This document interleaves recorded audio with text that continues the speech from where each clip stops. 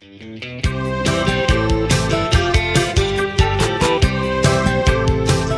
templom ugye a második József türelmi rendeletét követően épülhetett, 1791-ben érvényben módosított türelmi rendelet, ami a szabad vallás gyakorlati nyomán építettek, hogy a protestáns felekezetek is tornyú templomokat már.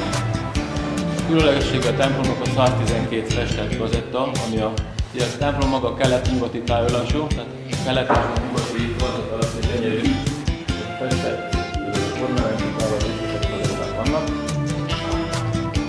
1980-as évek végén a templom állaga annyira megromlott, hogy az egyház úgy gondolta, hogy lebontatja a gazdat alatti gazettákat, és Kecskeméten a Rárdai Múzeumban újították föl, és majd 1998-ban kerültek vissza, amikor már a templom állaga olyan volt, hogy már a megolvásra már biztosítottak.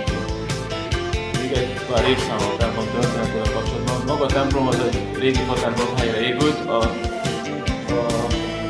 egyházi vezetésre, az egyházi dokumentumok szerint ez a 34. temploma.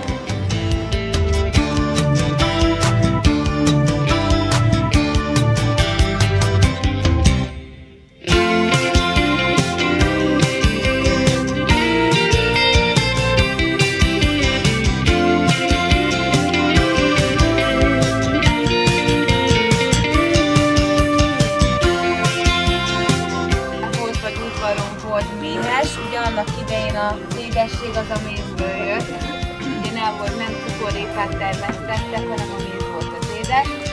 És hogyha megengedik, én elmondom nekem, én amikor édes voltam lassan 10 éve, nekem azt tetszett az emberek nyelvezetén, hogy tényleg egy édes nyelvezetük volt, hogy a kedvesen édesemet úgy mondták, hogy édesen méhesen.